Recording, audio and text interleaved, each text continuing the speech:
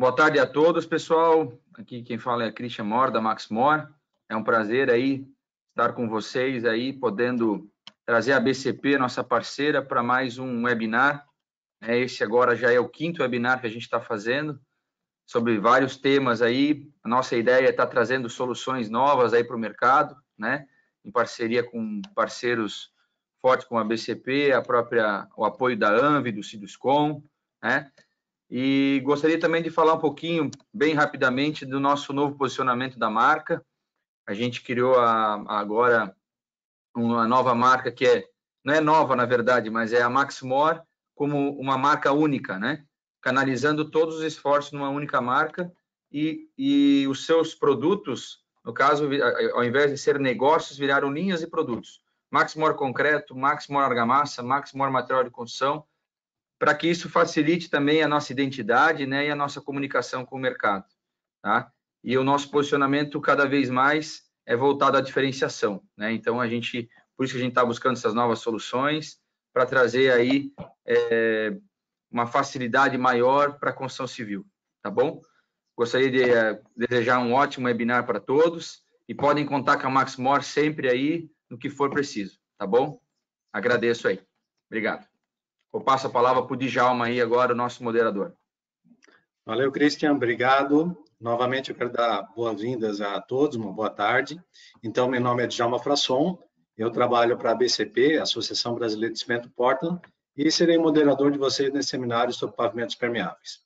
Bom, relembrando, né, que esse evento é uma iniciativa da Maxmor, né, que o Christian foi nosso apresentador há pouco, e conta com a parceria, além da BCP, do Ciduscom Blumenau, e da ANVI, né, que é a Associação dos Municípios do Médio Vale do Itajaí, que tem ajudado já em alguns eventos, promovendo conosco e instruindo, inclusive, seus associados.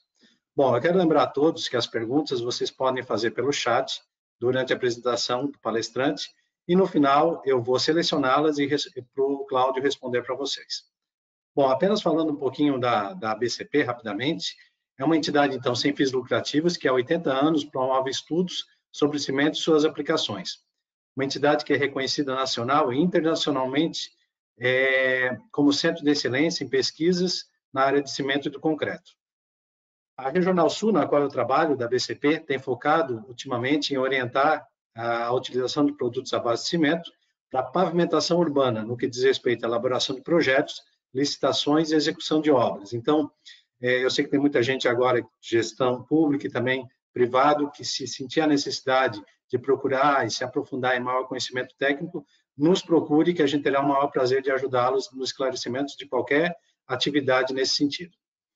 Bom, eu quero apresentar o nosso palestrante de hoje, né? Então, o Cláudio, meu amigo Cláudio Oliveira, ele é mestre em engenharia, tem especialização em administração industrial, especialização em marketing, engenheiro civil, plenamente atuante na ABNT, Associação Brasileira de Normas Técnicas, onde tem participado na elaboração de normas, principalmente na área de pavimentação. Atualmente é professor da Universidade São Judas Tadeu de São Paulo e também é meu colega, né, na BCP como gerente de área de inovação e sustentabilidade, já há 21 anos com experiência em sistemas construtivos à base de cimento. Cláudio, chamo você para a nossa tarde. Boa tarde a todos. Então, o nosso tema vai ser o papel da pavimentação na permeabilidade dos centros urbanos, né? Um problema recorrente aí em quase todas as grandes cidades. Eu não sei se a minha tela já está aparecendo, Djalma. Está aparecendo sim, Cláudio, está ótimo. Está ok. Bom, então o nosso tema é o pavimento permeável nas cidades. Esse é um tema recorrente aí na época das chuvas. Então, a nossa proposta aqui é discutir um pouco como que a urbanização afeta o ciclo da água. A gente sabe que, à medida que a gente vai ocupando os espaços que antigamente permitiam maior permeabilidade, a gente vai trocando, né, aquela infiltração natural da água, que tenderia a retornar em torno de 50% a 60% para realimentar lençóis freáticos, e essa urbanização, que é a construção de edifícios, a execução das pavimentações acabam alterando esse processo. Então, a gente parte lá de até 25% de infiltração, mais infiltração profunda, em torno de 50% de infiltração, para uma infiltração não maior do que 15%, né? Sendo só 5% de infiltração que, de fato, vai realimentar lençóis freáticos. Bom, essa é a realidade, como eu falei, de grandes cidades como São Paulo, mas, inclusive, pequenas e médias cidades já sofrem com o problema da urbanização sem o planejamento voltado aí para manter, de alguma forma, a permeabilidade. Isso é uma realidade para as nossas cidades, né? Principalmente as grandes cidades aqui no Brasil, é uma realidade fora também, né? A gente vê cidades chamadas de primeiro mundo também sofrendo com esse problema. É que normalmente a gente é mais criativo do que todo mundo, né? Bom, o problema não é só a impermeabilização, a gente sofre com outras derivações aí dos centros urbanos, que é um pouco a nossa deficiência de coleta do lixo urbano e também a educação da população como um todo, né, que não cuida dos nossos sistemas de drenagem. O sistema de drenagem ele é muito relegado à questão da manutenção, né, e a própria população não entende da importância de manter o sistema de drenagem funcionando. Vai entender o dia que sofre com as consequências de uma enchente. Também não é só isso, né? Tem as limitações de projeto. Então, a gente vê muita área que fica empoçada depois de uma chuva, e pode ser uma chuva de curta duração, pelas limitações de inclinação dos sistemas convencionais de drenagem superficial. Tá? Então, o que a gente vai discutir aqui são alternativas para esses problemas. Basicamente, nos últimos 10 anos, né, os cientistas estão falando muito do efeito de ilhas de calor, que são as formações de maiores temperaturas nos centros urbanos, dado essa ocupação, né, essa impermeabilização, não só tirando a permeabilidade, mas também aumentando a temperatura superficial.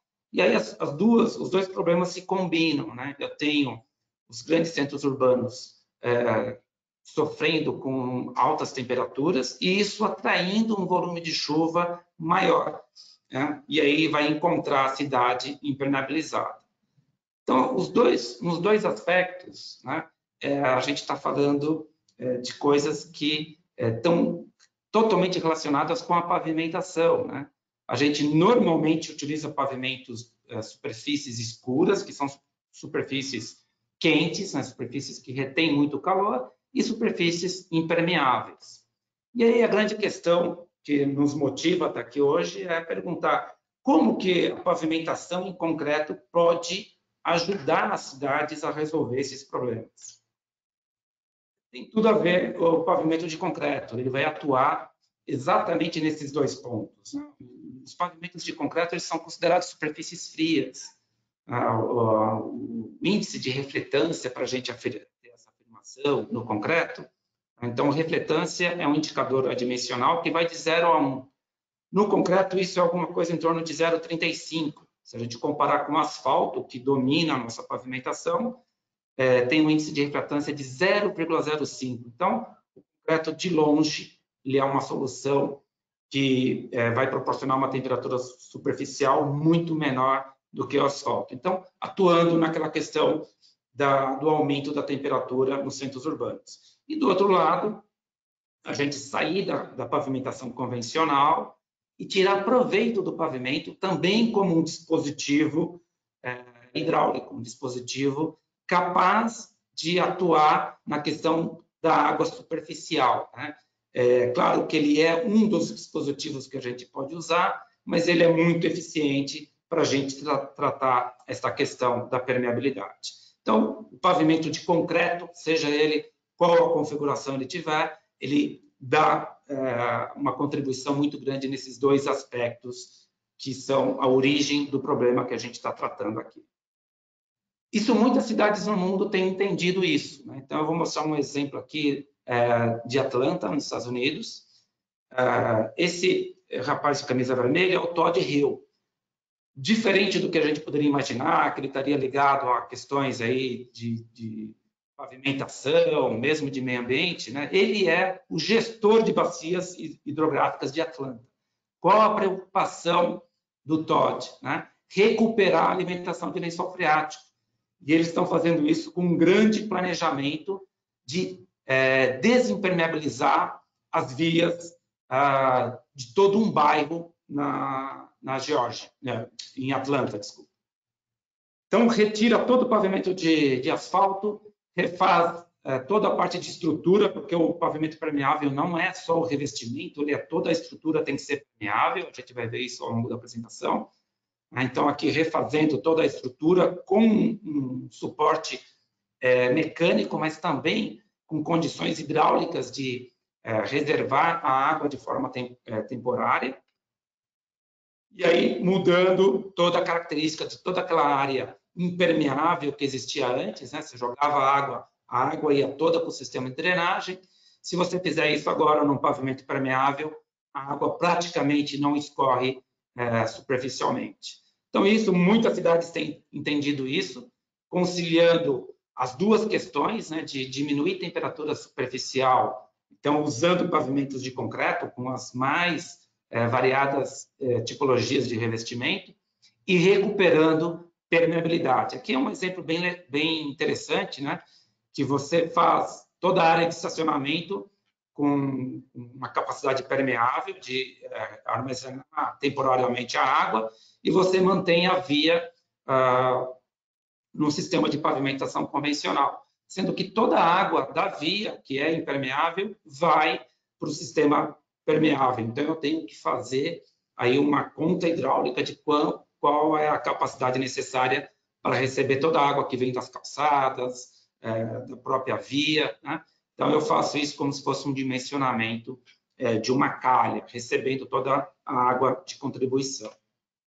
Então, isso aqui é uma das soluções que algumas cidades estão adotando, né? Atlanta já é mais radical, já faz toda a via permeável. Aqui, a cidade de Portland fazendo suas áreas de estacionamento. E isso tem se espalhado, né, muito pelos Estados Unidos, pela Europa, essa retirada do pavimento convencional, retirar todo aquele material que já está compactado e colocar todo o sistema permeável. E aí até mexendo com a questão da urbanização, né? Então, você, além de tratar a permeabilidade, você aproveita para fazer uma reurbanização, uma valorização dos espaços urbanos ali, principalmente em áreas comerciais, tá? Então, isso tem acontecido, você vê onde eu tenho tráfego médio pesado, onde eu tenho tráfego leve. Então, aqui são exemplos em vielas, né? Em algumas cidades estão transformando todas essas ruas de baixo tráfego em pavimentação permeável, né? Aqui é um parque que todo o acesso do parque é em pavimentação permeável, tá? Inclusive as calçadas, né? Não só as vias, mas as calçadas também. Então, áreas muito grandes, todas elas em pavimentação permeável. A gente tem que tratar, né, essa questão sobre dois aspectos, né? Então, tem uma questão importante que é o escoamento superficial, que é aquela água que eu quero tirar superficialmente para evitar exatamente o filme d'água no lençol, na superfície, e como que se eu tenho realmente chance de fazer essa água permear naquele local, né? Então, se eu preciso fazer um sistema de drenagem adicional. A gente tem que levar em consideração que as cidades têm se mobilizado pela questão da permeabilidade, isso já há bastante tempo, mas aonde que as legislações têm errado? Falar em permeabilidade sem quantificar, sem determinar o que de fato é um pavimento permeável, né? E até legislações desse tipo que a gente tem em São Paulo, onde é considerado área permeável, onde eu não tenho pavimentação, tá? Então, isso inviabiliza o que nós estamos falando aqui sobre pavimentação permeável. O correto é o órgão público estabelecer áreas permeáveis, e não que isso tem que estar livre de pavimentação, porque são coisas totalmente diferentes. Por que eu falo isso? Aqui eu tenho Um exemplo, eu posso ter uma área gramada, que é uma área que não tem pavimentação, e não necessariamente ela é permeável, né? Claro, vai permear a água? Vai, mas na velocidade que eu preciso, provavelmente não, né? O papel do pavimento permeável é tirar a água da superfície de uma forma muito rápida, né? E normalmente os sistemas, mesmo sem pavimentação, são sistemas compactados, né? São sistemas compactos. Então, eu tenho lá um gramado, eu tenho lá uma área de um terreno ainda no solo, não necessariamente essas áreas são permeáveis, tá? Mesmo pavimentos que, ao longo do tempo, o pessoal fala, vou usar pavimento intertravado porque é permeável, né? Ou tem alguma permeabilidade. Na verdade, isso também não é verdade, né? Porque esses sistemas já estão comatados, já estão extremamente compactados. Porque uma coisa que o pessoal que mexe com pavimentação sabe bem, né? Água não combina com um pavimento convencional, onde eu tenho estruturas compactadas, cheias de finos, né? A concepção do pavimento permeável é totalmente diferente, então não dá para tratar da mesma maneira.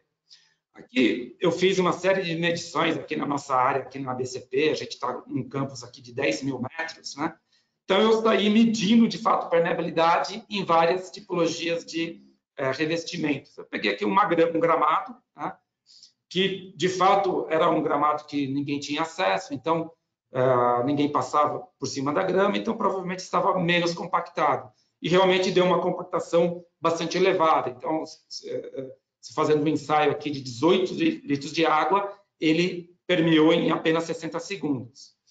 Praticamente o mesmo tempo de um pavimento desenhado, né, projetado para ser permeável, que a gente tem aqui na associação também. Busquei uma outra área aqui com grama, e aí a permeabilidade já diminuiu bastante, né? Já passou para 190 segundos, e a quantidade de água muito menor, então um tempo muito maior em relação à permeabilidade.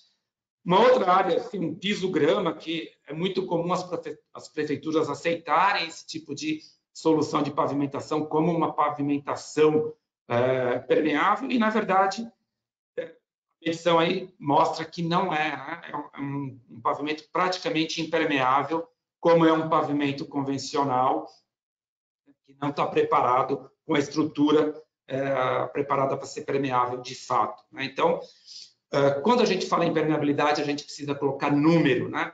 Permeabilidade ela tem que ser medida através do coeficiente de permeabilidade, ou seja, um volume de água em função.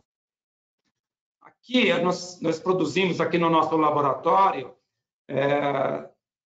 uma simulação de pavimentação, aqui do lado esquerdo um pavimento impermeável, convencional, praticamente toda a água escorre superficialmente, enquanto que na mesma vazão, um pavimento permeável, eu não tenho filme de água nenhuma escorrendo superficialmente, né? Então essa basicamente é a diferença quando a gente trata de um pavimento permeável aí do lado direito, contra um pavimento convencional do lado esquerdo.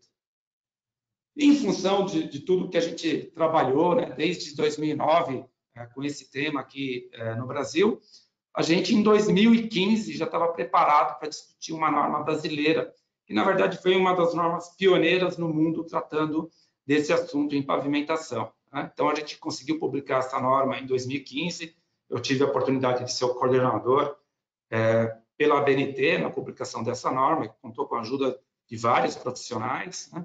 Então, é uma norma completa que trata de execução, trata de todos os tipos de camada de revestimento, inclusive de como fazer manutenção nesse pavimento, que é uma coisa que todo mundo pergunta, né? Mas vai durar quanto tempo? Vai comatar, né? Então, esses aspectos a gente vai tratar aqui também e já estão contemplados na norma. Então, a primeira coisa que a gente precisou estabelecer, e era um parâmetro que a gente não tinha nenhum paralelo, né, para seguir, mas uma grande sacada foi entender o que é uma estrutura permeável, né? E aí a gente recorreu a um grande mestre aí que na área de solos, né, o Tarzeg, que já tinha essa classificação do que são estruturas permeáveis, e a gente aproveitou esses requisitos, esses critérios, né, de aprovação de estruturas permeáveis e colocou isso na nossa norma, né? Então, a gente estabeleceu que áreas permeáveis, diferente daquilo que algumas legislações traziam, né? A área permeável é aquilo que não é pavimentado. Não é verdade, né? A gente viu isso. Então, a área permeável é aquilo que permite rápida percolação. E aí a gente precisou estabelecer o que é uma rápida percolação. Rápida percolação é qualquer superfície que tenha um coeficiente de permeabilidade maior ou igual a 10 a menos 3 metros por segundo. Né? Isso é um número que, às vezes, não tem muito parâmetro, né, para a gente saber, mas quanto de água é isso? Né? E aí a gente traz aqui um número, né, que, na verdade, eu estou falando que a estrutura como um todo tem que ser permeável, então não só o revestimento, mas todo o suporte estrutural do pavimento. E nós estamos falando aqui de uma passagem de 60 litros por minuto. Tá? Então, 10 a menos 3 metros por segundo é a mesma coisa que passar, né, percolar 60 litros de água em apenas 1 minuto. Então, é esse tipo de estrutura, tá, com suporte mecânico que a gente vai chamar, de fato, de pavimento permeável. E aí faltava também estabelecer na norma como medir isso, né? Como é que eu padronizo a medida desse coeficiente de permeabilidade. Isso é um método muito simples, né? Que a gente aproveitou a metodologia de uma norma americana, já colocou isso como anexo na nossa norma, na NBR 16416. Eu tenho um cilindro, ele tem um diâmetro conhecido. Eu vou colocar uma massa determinada de água aqui. Normalmente a gente começa com 18 litros. Aí a única coisa que de fato eu tenho que medir é o tempo que essa água leva para sair da superfície ou percolar toda a estrutura. Tá? Então, esse coeficiente de permeabilidade de 10 a menos 3 metros por segundo, ou 60 litros por minuto, é o parâmetro para a gente caracterizar um pavimento como permeável. E aí, o interessante, né? Dado que a superfície, através desse método, atende a essa especificação, toda a área com pavimento permeável é, de fato, permeável.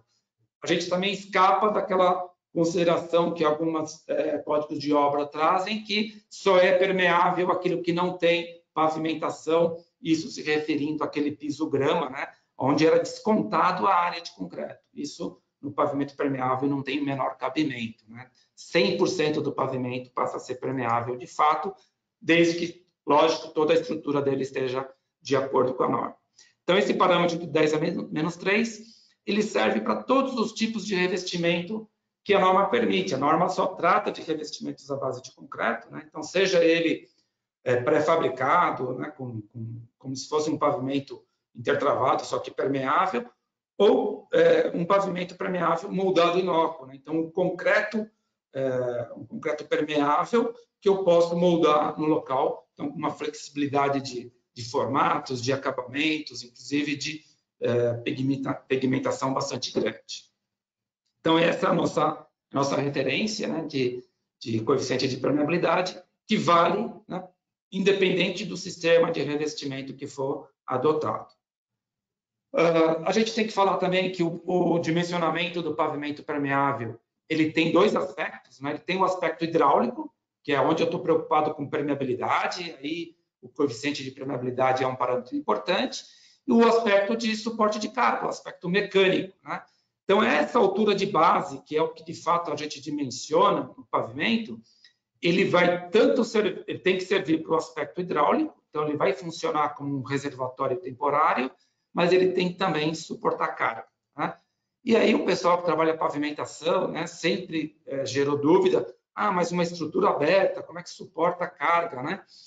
A gente vai mostrar, né, os aspectos de granulometria dos materiais que são usados aqui, que é um material que permite a estabilidade mecânica, mas ele tem que ter, sim, vazios. Eu não posso ter material fino, porque se a água percolar aqui com os materiais finos, é onde eu vou ter carreamento desses finos e ter problema com o pavimento. Então, eu não posso ter nenhum material fino na estrutura do pavimento permeável.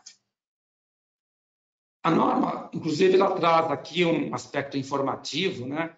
Tem várias metodologias para a gente calcular a altura hidráulica desse pavimento. O que a gente colocou no anexo da norma brasileira, ele é a metodologia do ICPI, né? O ICPI é uma associação americana que trata desse assunto de pavimentação permeável e é um método bastante simples de ser usado, então eu posso usar ele para todos os tipos de revestimento que a gente tem ali disponível na norma brasileira. Ele dá pode ser até que ele dê um superdimensionamento na estrutura, mas é um método bastante confiável, bastante prático para ser usado nesse tipo de dimensionamento, né? Então, a gente resolveu colocar isso no anexo da nossa norma, mas ele está ali não como obrigatório, mas como uma metodologia opcional de ser utilizada. Se o técnico quiser usar uma outra metodologia hidráulica para dimensionar a altura do pavimento, não tem problema nenhum. Aspectos importantes que a gente deve considerar, né, que a norma traz isso muito bem, né, nem sempre a gente vai conseguir uma infiltração direta da água que está sendo percolada através do pavimento, né?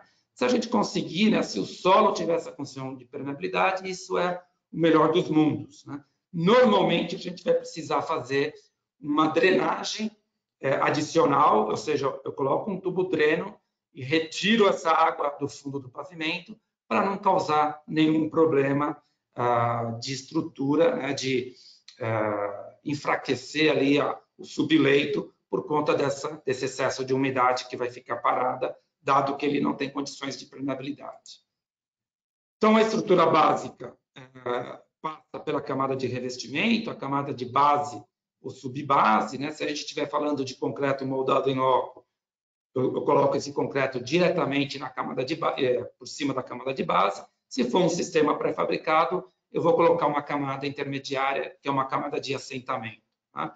O tubo dreno, o posicionamento dele depende do tempo de escoamento que eu vou calcular para retirar essa água do pavimento, mas, invariavelmente, eu vou ter que usar esse tubo dreno, né? Então, eu preciso já prever que isso vai ter que ser conduzido para o sistema de drenagem convencional, tá? Um indicador importante para as camadas de base é o índice de vazios, né? Então, seja ele para a camada de base, subbase ou camada de assentamento, eu preciso ter uma composição granulométrica com índice de vazios, ou seja, a correlação entre massa específica e massa unitária maior ou igual a 32%. É isso que vai permitir passagem de água, né?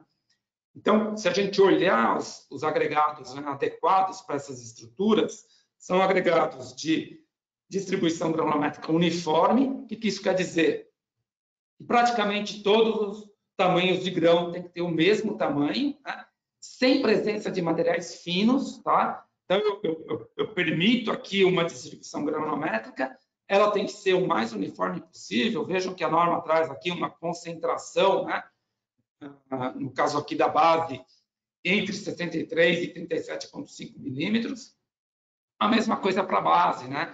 Eu vou estar com materiais aqui entre 19 e 12,5. Então, todo material de maior tamanho, sem material fino, para permitir ter aquele índice de vazios mínimo que a norma estabelece. A mesma coisa, né, se eu estou falando aqui para estruturas pré-fabricadas, eu vou precisar de camada de assentamento e rejuntamento, coisas que a gente não precisa quando eu faço o revestimento com concreto moldado em loco, tá? E aí sempre usar distribuições uniformes. Então, das tipologias que a norma estabelece, né, a norma brasileira, o concreto permeável moldado no local tem uma série de vantagens, né, principalmente em relação a conforto de rolamento, tá? Imaginem que as estruturas pré-fabricadas eu tenho uma quantidade de juntas maiores, né? Seja com a peça permeável, com a peça convencional, com junta largada. Então, eu tenho que olhar meu projeto e definir se isso aqui é uma solução, se eu preciso de maior conforto de rolamento. Essa seria a solução mais adequada, né? Tem composições com concreto colorido, permeável, então dá para a gente fazer bastante coisa. Suporta carga de veículos também, né? Então, é um material que tem bastante versatilidade, não só no passeio público, né, para um tráfego de pedestre, mas também para um tráfego de veículos. E os sistemas pré-fabricados, né, que é um sistema que a percolação é feita pela junta. Aqui também é um outro tipo de peça, que é a permeabilidade é feita por áreas vazadas, e as próprias peças de concreto permeável, então muito parecido com o concreto que a gente vai moldar no local, só que já pré-fabricado, né? E aqui, ó, um similar aqui para as placas. Independente da condição, né? Quer dizer, para cada tipo de revestimento, tem lá as especificações mecânicas, né, que esses materiais têm que atender. Então, no caso aqui do concreto permeável moldado no local, nós estamos falando, se um tráfego de pedestre, um concreto de 60 milímetros de espessura e uma resistência à tração de 1 MPa. Se eu for usar esse concreto para um tráfego de pedestre, espessuras mínimas de 10 centímetros, né, 100 milímetros, e já uma resistência à tração de 2 MPa, que é bem tranquilo da gente conciliar, né, esta resistência à tração com a permeabilidade que a gente precisa no concreto moldado em loco, né? Então, isso é um compromisso entre obter a permeabilidade mínima lá. O concreto não precisa daqueles 32% de vazios, né? Ele vai estar com alguma coisa entre 15% e 25%. 32% de vazios é uma especificação para a camada de base, né? O concreto a gente sabe que a gente vai obter alguma coisa menor do que isso, né? O importante é atender aquele 10 a menos 3 metros por segundo do ensaio de coeficiente de permeabilidade. E a resistência para o suporte mecânico, lógico, para resistir os esforços de abrasão e os esforços de resistência que o tráfego vai exigir ali do suporte. Depois que a gente lançou a norma, a gente conseguiu uma quantidade de obras muito grandes. Aqui eu estou mostrando aqui um shopping center em São Paulo, que 20 mil metros quadrados de pavimentação permeável. Então, toda a área de estacionamento foi feita em concreto permeável. Tá? Essa obra já tem 10 anos, continua em operação. Aqui, áreas de reurbanização em condomínios, em praças, né? Então, uma série de obras, ciclovias. Aqui é uma rua urbana, uma rua de restaurantes em São Paulo, que foi toda feita em pavimentação permeável. Aqui um grande atacadista, né, que criou como modelo as áreas de estacionamento ser áreas permeáveis. Então, dá para ver aqui, ó, num dia de chuva, eu não tenho água superficialmente na área permeável e a água está toda aqui, uma lâmina de água, onde eu tenho o asfalto. Né? Nós também fizemos uma lição de casa, né, trabalhando tanto com o tema. Aqui no campus da BCP, a gente produziu aqui vagas de estacionamento, né, vagas que eram vagas convencionais. A gente tirou toda a estrutura compactada, aproveitou para fazer captação de água desse pavimento. Então, muda toda a estrutura, coloca lá as superfícies. A gente consegue armazenar aqui 3 mil litros de água, que hoje a gente usa para regar todo o nosso jardim. Tá? A bombinha aqui com energia solar, né, sendo captada. Isso aqui é um projeto que foi financiado pelos fabricantes de bloco intertravado aí da Bloco Brasil, que deu o apoio para a gente nesse projeto. A gente fez um outro trabalho, que isso aqui eu acho que tem um potencial muito grande, né, para o concreto moldado em loco, que foi trabalhar o conceito de sarjetas permeáveis. Então, aqui também dentro do nosso campus, né, então, dá para ver aqui que uma sarjeta convencional, inclusive não de concreto, mas da própria peça de calçamento, né, como ela impostava a água, porque a gente não tem inclinação suficiente para a drenagem superficial, e a gente trocou essa sarjeta, né? Então, inclusive, aqui com a base toda permeável e o acabamento em concreto. Né? Isso aqui eu acho que tem um potencial para cidades muito grande, nessas áreas próximas de ponto de ônibus, entrada de lojas, né? Onde a gente costuma ter empoçamento de água. O concreto moldado em loco tem uma facilidade grande de a gente ocupar esses espaços aqui, além dos convencionais, a gente fazer vaga de estacionamento, fazer uma via, olhar também essa questão da sarjeta. Né? Aqui, rapidinho, a capacidade, né, a alta capacidade de permeabilidade desse concreto, a menos de 60 segundos, toda a água, 18 litros de água já infiltrada. Então, a gente já começa com uma permeabilidade muito acima do que a norma de fato solicita. Um ponto importante, né, que a gente sempre tem que tratar é quanto tempo vai durar essa permeabilidade, né, que é a principal função do pavimento permeável, é ele se manter como um pavimento permeável, senão ele vai ser um pavimento convencional, né? É a questão da comatação. Então, muito da comatação, a gente sabe que vai acontecer, e isso acontece ao longo dos anos, e a gente quer que isso, de fato, aconteça depois de 5, 6, 10 anos, né? A gente projeta o pavimento para isso. Então, a gente começa com permeabilidades muito acima do que a norma estabelece. Então, esse 10 a menos 3 é o que a norma estabelece como valor mínimo. O pavimento, normalmente, ele tem valores maiores do que isso, 10 a menos 2, né? Por que a gente faz isso? Porque a gente vai estar sujeito à comatação, né? E a norma traz um dispositivo, né, que o momento de fazer a manutenção no piso é quando ele atinge esse indicador de 10 a menos 5. Então, ele passa lá de 60 litros por minuto para 0,6 litros por minuto. Continua um pavimento permeável, claro, com uma velocidade muito menor, e aí é o momento de fazer manutenção. A gente já viu que a comatação ela é muito superficial, né? Então, os materiais que causam a comatação, eles não têm pressão suficiente para penetrar nem na base do pavimento, ele fica restrito ali à camada superficial do pavimento, e ele é de fácil remoção, tá? E o ponto principal é tratar o pavimento permeável desde a sua concepção de projeto de forma diferente de um pavimento convencional, né? Então, se isso aqui é um pavimento permeável, eu posso ter esse desleixo, né, com finos já na etapa de execução. Eu tenho que cuidar, né, da limpeza, eu tenho que cuidar de áreas de contribuição para isso não carregar material fino para dentro do pavimento. Então, se eu mudar esses gargalos, né, na hora de projetar e na hora de executar, eu vou permanecer com esse pavimento funcionando durante muito mais tempo, tá? E a limpeza ela é muito tranquila, né? É varrição, é aplicação de jato de água, equipamentos de sucção, e aí o pavimento ele retorna praticamente 100% da permeabilidade que ele perdeu ali depois de 3, 4 anos, né? Ele começa a perder, mas a gente consegue recuperar sem precisar mexer na superfície do pavimento, tá?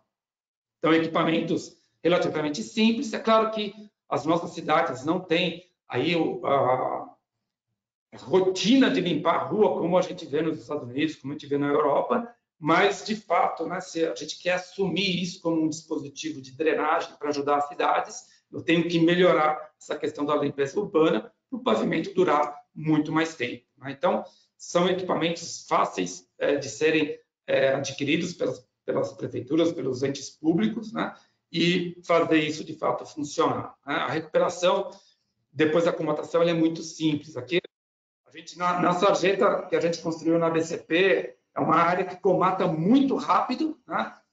Tem uma perda de permeabilidade, mas a sarjeta continua funcionando e a limpeza é muito simples, né? Eu faço uma limpeza aqui sem material de sucção, só com jato de água, a gente recupera praticamente 100% da permeabilidade original antes de ter a comatação. Isso nós estamos falando de limpezas a cada 6 meses, né? Essa limpeza que vocês estão vendo com essa quantidade de finos que está saindo aí, foi executada 6 meses depois que a gente havia executado. Então, é muito simples, a gente consegue, de fato, recuperar, né, aquele pavimento que já não está mais funcionando, voltar à vida útil dele. Na ABCP, a gente tem uma série de publicações disponíveis, né? É só entrar no nosso site, baixar esses documentos para, de fato, a gente disseminar esse sistema construtivo, né, com uma diversidade de tipos de revestimento e, com certeza, o pavimento moldado em loco tem muito potencial ainda para crescer no Brasil. Agradeço aí a atenção de vocês e fico à disposição para as perguntas.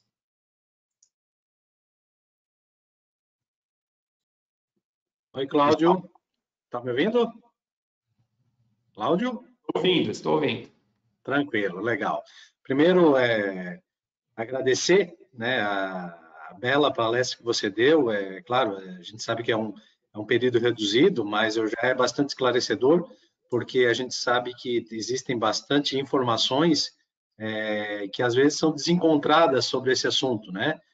Até na própria definição, né? A gente nem sempre escuta pavimentos permeáveis, a gente escuta pavimentos drenantes. Você já deve ter ouvido falar muito desse termo, né?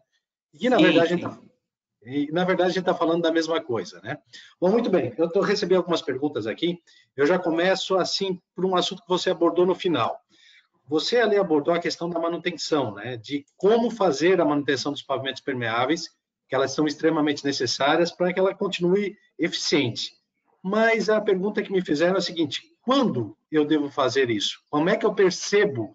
Claro, pode acumular água superficialmente, mas ela começa a perder eficiência e eu não quero deixar que, quando tem uma chuva torrencial, eu perceba que o meu sistema não está sendo eficiente. Quando é que eu percebo? Quando que eu tenho que fazer essa manutenção? Então, na verdade, Djalma, o perceber aí, na verdade, é uma necessidade de quantificar, né? Então, na norma, na NBR 16416, a gente colocou lá um dispositivo que é medir o coeficiente de permeabilidade. Eu estou achando que está perdendo permeabilidade. Vou lá e quantifico, né? O momento de fazer a manutenção recomendado pela norma é quando a gente atinge aquele limiar lá de 10 a menos 5 metros por segundo ou 0,6 litros por minuto, tá? Então, quando eu sair, né, daquela coeficiente de permeabilidade original de 10 a menos 3 metros por segundo, né, ou 60 litros por minuto, e cheguei, né, isso depende muito, né? Em quanto tempo é isso? Depende das condições de contorno, né? Então, se eu estou numa região que gera muito fino, se isso é carreado para cima do pavimento, claro que isso vai comatar mais rápido, né? Mas nada menor do que 6 meses para você fazer a manutenção e esse pavimento continuar funcionando. Então, eu tenho um intervalo entre períodos de chuva para preparar o pavimento, deixar o pavimento limpo, tá? Então, é uma questão de planejamento, tá? Eu tenho vagas de estacionamento aqui na nossa sede que já estão há 5 anos sem fazer limpeza e ele continua funcionando, não forma lâmina de água, né? E é uma área que comata muito rápido, porque eu tenho muitas árvores em volta, com muita semente, e isso ajuda a aumentar a velocidade de comatação. Então, a comatação não é um problema para o pavimento permeável, definitivamente, desde que eu faça ele desde a concepção de projeto, conforme a norma recomenda. Perfeito. Você falou também da legislação das prefeituras, né? Que existe um equívoco em que, eu não devo, um percentual da minha área que eu não devo pavimentar. Isso é um equívoco que você mostrou, inclusive, com imagem, que áreas não pavimentadas que estão muito compactadas não funcionam como sistema de drenagem, ok? Porém, assim, o que é legal que as prefeituras devem fazer como sugestão? Destinar uma área de pavimentação permeável, correto? Não, eu acho que o que a prefeitura tem que determinar, né? Porque assim, uma coisa é a prefeitura colocar no código de obras dela necessidade de áreas verdes. Isso é uma coisa. A outra assim, eu quero superfícies permeáveis. E estabelecer, olha, superfícies permeáveis.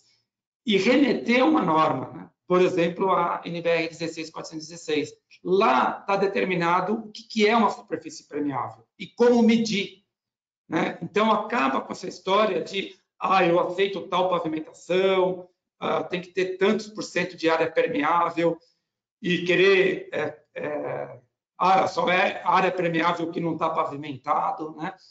Eu estabeleço que eu quero ter tantos % de área permeável.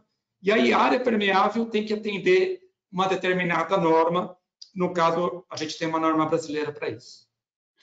Perfeito. Então, deixando bem claro para quem é gestor público que está nos ouvindo, já existe uma norma, foi essa que você, inclusive, serviu de base para todo o seminário que você falou aqui até agora, que o legislador, o gestor municipal deve revisar a sua legislação, inclusive citando a norma como elemento e como itens de pavimentação permeável, correto?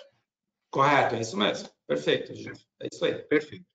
Tá. Outra coisa, você mostrou vários exemplos de concreto moldado em loco e de pavimentação intertravada pré-moldada, né, junta largada ou propriamente passante pela sua estrutura. Você mostrou vários exemplos de estacionamento e praças. Como é que tu enxerga o pavimento permeável como camada de rolamento?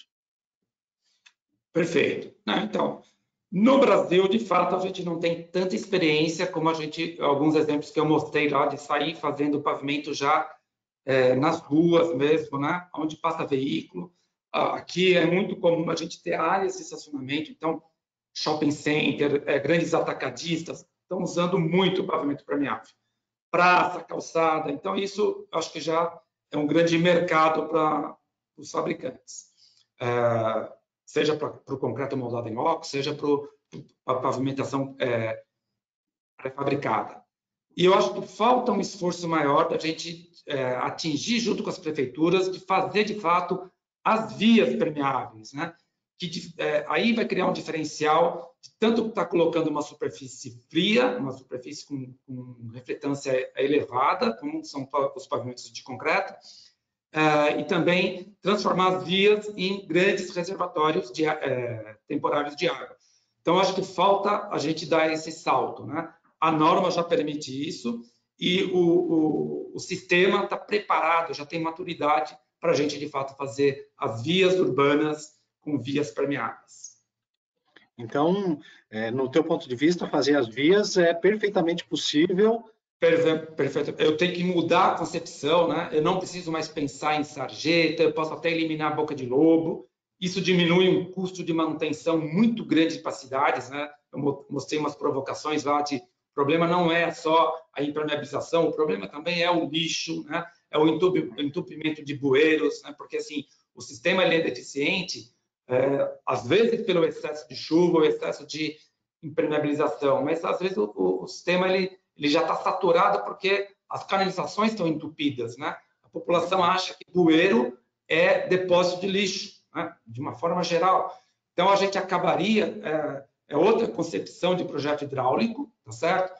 De usar a estrutura do pavimento como uma estrutura hidráulica também, e aí eliminando sarjeta, eliminando boca de lobo, outra concepção de projeto, mas eu acho que a gente já está preparado para dar esse salto. Até a nossa colega, a Érica, né, que comanda o projeto Cidades, ela nos colocou aqui que Vila Velha, no Espírito Santo, está aplicando o pavimento permeável nas vias. Então, já é uma concretização dessa informação que a gente está passando, né? Mais duas perguntinhas aqui para nós. Tanto no moldado em loco quanto no pré-moldado, o que muda na questão do traço do concreto? O que seria o item básico na mudança de concepção na hora de fazer a composição do traço do concreto? Bom, um concreto permeável ele é uma concepção bem diferente de um concreto convencional, né? Então, a gente trabalha com uma distribuição granulométrica o mais uniforme possível. Então, da mesma maneira que a gente trata ali os materiais granulares para a base, a gente vai tratar isso também para o concreto. Não é proibido usar finos, né? A gente pode usar areia para melhorar a resistência à abrasão, que é um problema no concreto moldado em loco, mas a gente consegue resolver. Então, não é proibido usar finos, mas a quantidade de finos pequena. O concreto ele tem que ser coeso, né? Eu não posso ter segregação da pasta com o agregado, né? De modo a não ter separação na hora de adensar esse concreto. E tudo isso eu acerto em formulação, né? A gente já tem também maturidade, experiências, concreteiras estão preparadas para fornecer um concreto com resistência adequada, conciliando resistência com permeabilidade, né? Sabendo que se eu tenho um concreto muito poroso, provavelmente eu vou ter perda de resistência, né? Então, chegar dentro dos parâmetros na norma é o alvo, né? Chegar naquela resistência à tração de 2 MPa com a permeabilidade que a norma exige, de 10 a menos 3 metros por segundo. Mas isso é tecnologia de concreto, é o desafio para qualquer tipo de concreto, eu não vejo problema nenhum. Tranquilo. Pergunta recorrente nos nossos seminários, né? A gente até tem a resposta mais ou menos preparada, mas enfim, a questão do custo, né? Não adianta ter uma solução linda e maravilhosa se o custo não for viável. Então, isso é recorrente. O pessoal está me perguntando, o custo se eleva muito e sempre levando em consideração que nós não estamos falando somente do revestimento, e sim de toda a estrutura do pavimento, né? Então, tem acho que duas maneiras de tratar isso. Se eu vou fazer um pavimento novo, eu acho que o pavimento ele é muito competitivo. Eu vou dar um exemplo de como que a gente conseguiu, né, logo no começo do projeto, convencer investidores de um shopping center a fazer toda a estrutura de 20 mil metros de pavimento com pavimento permeável. Não foi com o pavimento custando mais caro, né? Foi com o pavimento sendo competitivo. Tá? Então, é uma decisão de investidor. Claro, ele queria criar um diferencial para o shopping, né? Como mais um dispositivo de sustentabilidade no shopping dele. Por se tratar de um estacionamento descoberto, tirar aquele incômodo de lâmina de água quando o cliente está entrando ali, acessando o carro, descendo, subindo no carro, mas a gente sabe que o que viabilizou de fato foi no âmbito geral ali, eu tirando os sistemas convencionais de drenagem, o pavimento acabou ficando mais barato. Claro, quando a gente vai fazer um retrofit, eu vou pegar uma rua já existente, né, como aqueles exemplos de Atlanta ou de Portland, que eu vou fazer uma intervenção, é óbvio que eu estou aumentando o custo no primeiro momento, mas as cidades estão vendo isso como investimento. Tá? Então, eu diria que um projeto novo, o pavimento permeável, com certeza, ele é competitivo. A estrutura, o custo de materiais, ele não tem por que ser mais caro. Né? E eu consigo eliminar muita coisa de drenagem superficial, o que compensa num eventual custo de um concreto mais caro, por conta de formulação de aditivo, etc. Então, ele é competitivo para projetos novos e eu tenho que considerar ele para um projeto de intervenção, né? Uma área já existente, que eu estou fazendo aquilo como investimento que vai evitar as questões aí das enchentes de uma forma mais eficiente do que outros dispositivos como os piscinões, que a gente usa bastante aqui em São Paulo. Uhum. Eu acho que sempre levando em consideração, né, Cláudio, que como vai muito material granular, o Brasil é muito grande, né? Então, cada local tem sua realidade.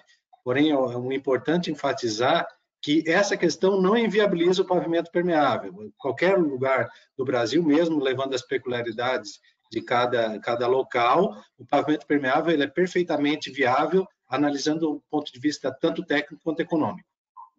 Mas com certeza, né? Você pega a estrutura granular, você especificar as britas como estão colocadas ali, sem material fino, né? Quase toda a pedreira consegue atender. É uma questão ali de acertar a especificação, né?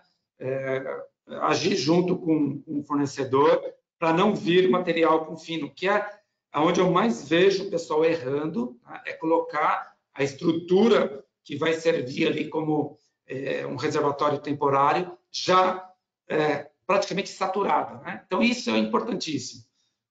Não vejo problema nenhum de fornecimento desse tipo de material, isso é questão do fornecedor colocar um sistema de peneiramento, fazer uma separação, não tem por que esses materiais serem muito mais caros do que um material convencional. Claro que na pavimentação convencional eu consigo usar materiais ali no subleito, na subbase, na base, talvez com mais facilidade, mas eu não vejo isso de maneira nenhuma como um grande impeditivo, não, para aumentar o custo de forma a inviabilizar. Não vejo mesmo. Uma outra pergunta aqui bem legal, que eu acho que contextualiza também, com relação ao reaproveitamento dessa água, a possibilidade de... A gente fez um protótipo na BCP, que a gente, além de fazer a drenagem da água, a gente ainda acumulou ela numa cisterna para ser reutilizada. E a pergunta que me fizeram é que se eu preciso classificar esse tipo de água para reuso ou posso usar ela normalmente, o que você me diz? Não, então, naturalmente ela vai ser uma água de reuso, né? Então, uma água de reuso não potável, obviamente. A gente tem que considerar que a água já vai ser filtrada, né? Porque ela passa por toda a estrutura mineralizada, que já é um excelente filtro. Na verdade, a gente está falando de um grande filtro. Essa água vai entrar na cisterna muito limpa. É claro que, dependendo da região urbana, né, eu posso receber uma chuva mais ácida, mas para uma água classificada como água de reuso, que eu posso manusear essa água sem problema nenhum, né? Sem problema nenhum. não vejo nenhum impedimento para isso. A gente tem recomendado para o pessoal que faz lavagem de veículos, né? Você fazer toda a área de lavagem do veículo como uma área permeável e eu conseguir reutilizar já uma água de chuva coletada de algum telhado, né? E aí eu coleto a água também da lavagem, devolvo isso, consigo reutilizar. Então, tem várias aplicações aí para a gente considerar nos projetos e ser mais um dispositivo aí, uma contribuição dos pavimentos permeáveis, eu não tenho dúvida. Só para a gente já ir finalizando, com relação a um ensaio para medir a permeabilidade. Você ali até mostrou, quiser falar novamente, que fizeram uma pergunta a respeito, mas é um método bem simples, né? Precisa de um cilindro e fazer uma medição da água que é exaurida num determinado tempo, é isso? É isso aí, é um cilindro, a gente usa um cilindro acrílico para poder ver a percolação de água, é um cilindro com diâmetro de 30 centímetros, eu mantenho uma altura, uma pressão, né, uma coluna d'água de 20 milímetros, mais ou menos 20 milímetros, a gente já estabelece, né, a gente faz a primeira medição com 18 litros de água, se o tempo de absorção for inferior a 30 segundos, isso é que a gente chama de pré-molhagem, eu vou fazer um ensaio com 18 litros de água. Se na pré-molhagem o tempo for maior do que 30 segundos, eu diminuo a quantidade de água, vou usar 3,6 litros de água no mesmo cilindro, né? E aí eu consigo calcular o coeficiente de permeabilidade. A única coisa que a gente, de fato, mede é o tempo que a água, desde o início do contato com a superfície, até ela desaparecer. Então, a gente mede esse tempo, coloca naquela formulinha ali, e eu já consigo calcular o coeficiente de permeabilidade em metros por segundo. Deu superior a 10 a menos 3, a superfície está aprovada como um pavimento permeável, né? E aí a gente vai ter garantia que isso vai funcionar. 10 a menos 3 é muita água, né? A gente viu naquele teste lá como percola rapidamente da superfície, isso nenhum sistema não pavimentado, né? Eu posso ter um gramado, um solo, uma condição natural, não vai permitir passagem de água nessa velocidade nunca. Perfeito. E sempre lembrando o pessoal que o conceito de permeabilidade é velocidade, né, Cláudio? É tirar rapidamente essa água da superfície, né? O grande problema que a gente tem, né, nos centros urbanos, como a gente tem essa concentração de maior temperatura, isso atrai mais chuva. Atrai chuva com grande intensidade num espaço muito pequeno, né? Então, nosso pico de vazão está concentrado.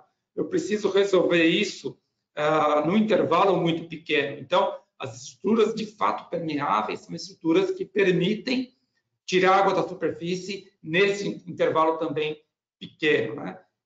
E nada consegue fazer isso a não ser um pavimento permeável do jeito que a gente estabelece aí. As estruturas de concreto conseguem fazer isso de forma bastante eficiente. Perfeito. Só para a gente, a última pergunta aqui, então, mas no campo de pesquisa, né, em relação à utilização de resíduos de construção e demolição para concreto permeável, a BCP tem desenvolvido algum estudo nesse aspecto?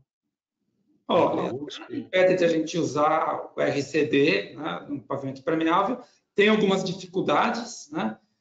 Se for um RCD de concreto, eu não vejo muito problema. Tem que passar naquelas condições de índice de vazios, de abrasão, porque o material de fato tem que ser estável. O que é o problema do RCD? Às vezes tem material cerâmico, esse material cerâmico não vai ser um material estável ao longo do tempo, porque ele vai estar em contato com umidade, a gente sabe que a cerâmica perde resistência, pode gerar finos e aí gerar afundamentos, né?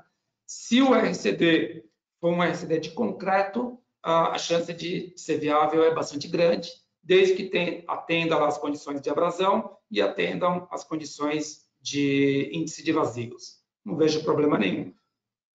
Não temos muita experiência no uso do RCD, mas não é um impeditivo, né? Tem que cumprir as especificações da norma.